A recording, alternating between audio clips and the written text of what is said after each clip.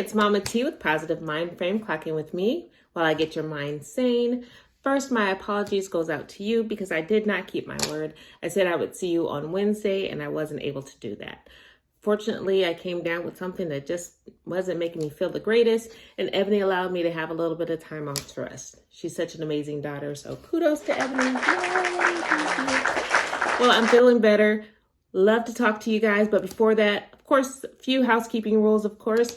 This emoji here, drop that down in the comment section if anything that I say penetrates your heart. That lets me know that you're listening to me and also some interaction.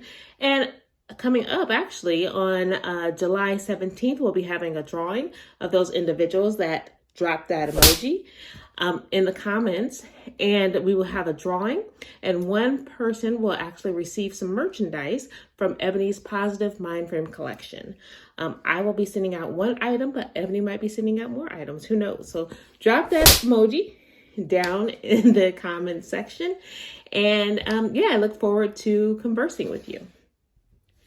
Staying in direct correlation with Ebony's topics, Monday she conversed about transitioning from Omaha, Nebraska to Texas. And before I go any further, I do want to give my heartfelt prayer out to those that have been affected by Hurricane Beryl. There's individuals still without power, and there's still individuals that have their homes flooded and other tragedies. But I want to give a special prayer out for them. My heart is with them. Luckily, we didn't have much damage. We had a fence that kind of collapsed, but it's vinyl. We just snapped it right back together. So I just want to give a shout out to you, letting you know you still are on my heart, and much prayers sent to you. Now, again, in transitioning, I'm going to be talking about transitioning into purpose. I got an email and someone was interested in me speaking about purpose, and that's all about me. I definitely love purpose. I think you really can't do anything without knowing who you are and why you're on this planet. Last time I talked about the 5 big questions. Does anybody remember what they are? Last video, I asked you 5 questions. I cannot take credit for these questions, but I can tell you that if you ask yourself these questions, it'll get the mind to working and you'll start saying, hey, this is who I might be. Even if you're unsure, but these are good questions to start with. All right, the very first question is, where did I come from? Again, I said this might be the best question to ask because this is when you can take a look back at your life and see those things that tried to kill you. Where did I come from? I came from incest. I came from a single mom. I came from a domestic violence situation. Whatever your situation is, this is where you come from. You can't change it. It happened in the past, so it's still part of your past, but you can't change it. Or you can say, I'm from Texas. I am from Nebraska. Whatever it is, whatever your foundation is, you will find it in that question. Question 2, who am I? I think that's a little harder when you don't know who you are. It's easy to say, well, I'm a female. Well, nowadays that's questionable for a lot of people. But it is. But I think as you start asking yourself questions, that who am I just comes out. It's just automatic. Number 3, why am I here? I think that's a very thought-provoking question. Why am I here? Why? Why am I the mother of all these kids and the grandmother of all these grandchildren? Why? Why am I a wife to this husband? Why am I here? There has to be a reason. 4, how should I live? This is what I'm going to focus on today. But that's such a very good question. How should I live? And 5, where am I going? Very good questions. I'm telling you those. Okay, number 1, number 4, and number 5 is my favorite questions. Hands down. I can talk about those all day. Unfortunately, you're just going to get two segments with me.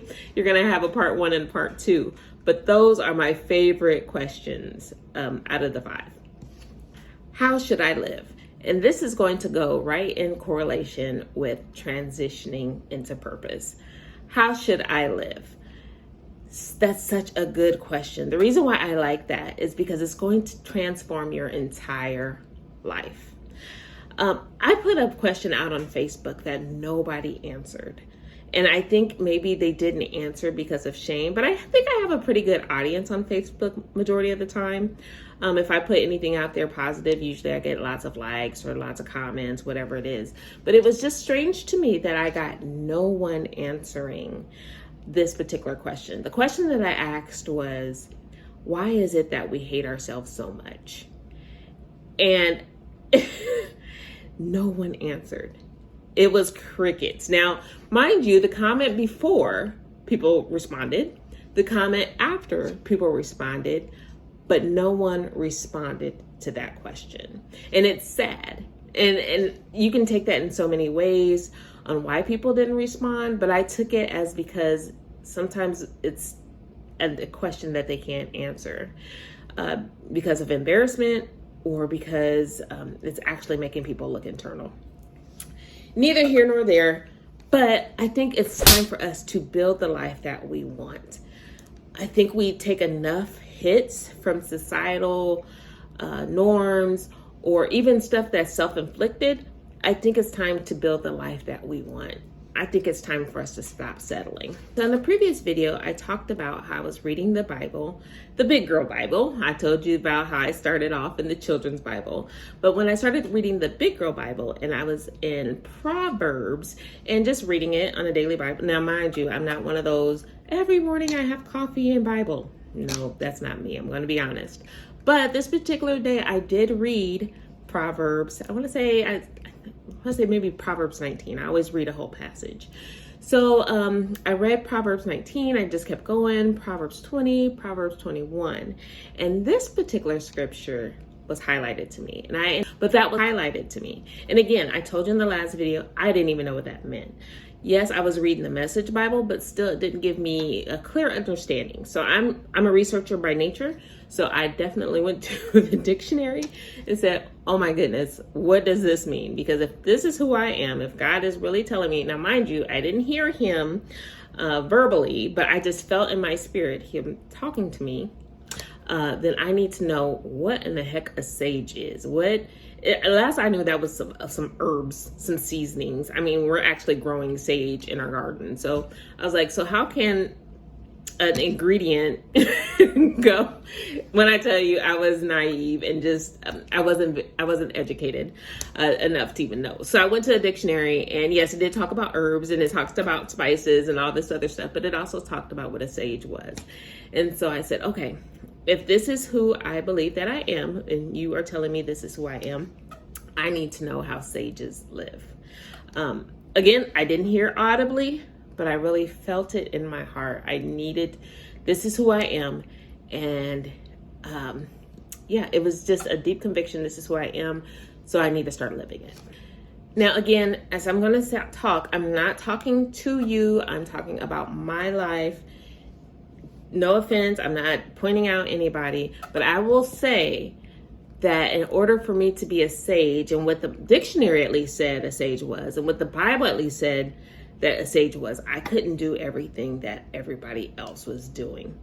Like a lot of people are into drinking and smoking, and that just wasn't for me. I've never been a drinker. I think I probably smoked marijuana one time and I didn't even do it right. So, so it just wasn't for me. And I, like I said, that time period that I just got to sit and shut up, as God said, just sit down and shut up. I got to see it was people's way of escaping. And so, they would go through something traumatic, something from question number one, where did I come from? Something traumatic happened to them and they maybe stopped living at that time because that was it. And so to erase what happened to them, they would smoke, they would drink, they would have sex, they would do a lot of stuff that I got to see and maybe got to hear about. And I said, I just didn't want to do that. I didn't want that to be my escape. That just wasn't me. There's other ways, in my opinion, to escape. But again, go to therapy. And of course, whatever, and I know some people do it recreationally. Neither here nor there. For me, it wasn't what I was called to do. And I don't like the taste of alcohol. I really believe if you like the taste of alcohol, you had to force yourself to like it. I don't care if it's mixed in with some strawberry, gooseberry jam. You still taste it. For me, I don't care. You had to force yourself to like it. You had to do it over and over and over again to enjoy that, because it's a no for me. So again, if that's how you escape, neither here nor there, just wasn't for me. And because of my Proverbs 21:22 purpose, I had to be the difference. And that is what I set out to be. I set out to be the difference. In everything that I did, I had to be the difference. Now, mind you, there was times that it was lonely. I'm not saying that there's not times that I wasn't lonely. I really believed, neither here nor there, I really believed that college was just not for me. I really believe that. But my husband is huge into education.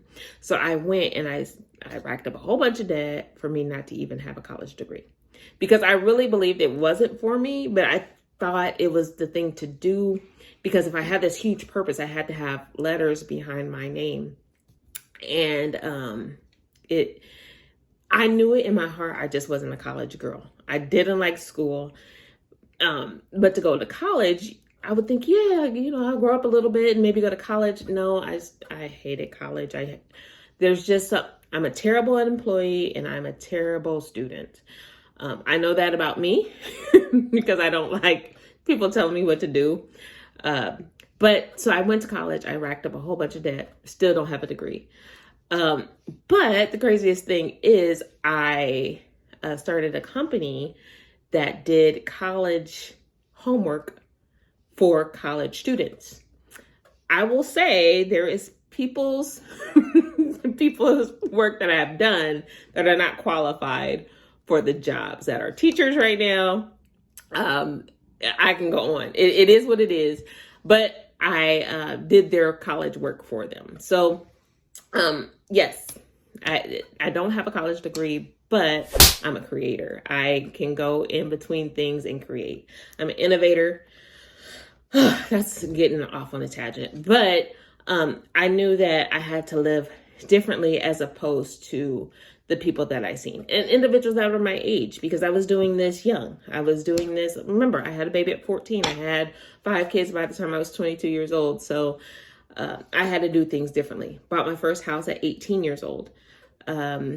Yeah, so I just had to do things differently because I knew I was that Proverbs 21:22 woman. I'm not a binge watcher as far as Netflix. I know that a lot of individuals will watch a Netflix series on and on and on and on and on. I'm not. I watch the same thing over and over and over. I'm big into judges like Judge Judy, Judge Mathis, anything judges, I'm watching it. But I asked my husband, I said, there has to be a series I can get into that will knock my socks off, that I could binge watch. So he suggested Game of Thrones. And if you have seen Game of Thrones, oh my gosh. Okay, there's a lot of nudity. There's a lot of blood and gore. But when I tell you purpose. Okay, so if you haven't seen it, I'm going to tell you to skip this video. I'm going to try to give as much information as I possibly can. So just skip this video if you plan on ever seeing Game of Thrones. And I was one that says, Game of Thrones, is that like these, thous, those, and thems? It was not. But I will say at the end, when Jon Snow, I wonder how many people would have not died if he had just taken his rightful position of who he was. If he had came in, he knew who he was, and he did not accept the position. He did not accept the transition into what he was supposed to be. And because of that, it landed him into some issues. It landed him, in jail and all this other stuff. But if he would have just become who he knew who he was by rights, how many people would be alive? And I remember saying to myself, who's going to suffer if I don't become who I was created to be? If I don't become who I am created to be, a lot of people are going to suffer. And so much so, if I wasn't in the atmosphere of the individual, my pastor, if he didn't do what he was supposed to do, I would never be who I am. And I remember thinking of that. How many people have stifled other individuals because they did not do what they were supposed to do? Question I have for you is, how many people have been stifled because you have not done what you were supposed to do? Instead, you're at a 9-to-5 you don't like. Let's just be real. They don't even pay you right. They don't appreciate you. You know is not getting into any of your gifts, but you just accepted it, the position, because there was no other job for you. You're on Indeed. How many people are suffering because you're not doing what you're supposed to do? And I just didn't want to do that. And so with my journey of transitioning onto my purpose, I had to let a lot of people go that wasn't supposed to be there. A lot of people that I want to say is my high school friends. Some people I even knew from junior high, but they were just doing stuff that I just didn't agree with. Now, believe me, I am no sister saint. No. Like I told you before, I can cuss you out and won't even blink an eye. My mouth is terrible. But I just knew we were going in two different paths. And I heard so many people saying, oh, you just think you're all that and you're holier than thou. And that is not the case. I just know who I am. And I hung out with you because I didn't. And you don't know who you are. And we were just two peas in a pod looking stupid. And I refuse to do that. I refuse to be with somebody who doesn't know who they are. And I'm there just because we're friends. And I can't do that anymore. I love you. Hopefully, we can come back at a later date when you're like, but at this point in time, I just can't. I got to learn more about me, because this Tiba that I have learned is the Proverbs 21:22 woman. What is she like? I knew you when I didn't know who I was. So, not better than you at all, just taking a different path. My mom used to tell me as a kid, she said, Tiva, you are blessed if you have one true friend in the world. And my mom, she had a lot of history on where she came from, a lot of things that she got stuck in, a lot of things that hurt her. But I love the messages and the teachings that she gave to me. And I remember at that time, you have so many friends, like, oh, they're my friend, they're my best friend. Everybody's your best friend. Like, you could talk on the phone for hours and not even talk about anything, honestly. But as I got older, I understood what she meant about when you have one true friend. And it concerns me a little bit when I see all these people around you or trying to get close to you. It makes me think, do you really know who you are? I don't know. When you call everybody your friend, it's just weird to me. Because, it's just weird to me. That's a whole different conversation. Not going, amazing. Some people, I love best friend goals. I think that's amazing. Yeah, I'm not going to go there. So, anywho, but yes, let's keep going. How should I live?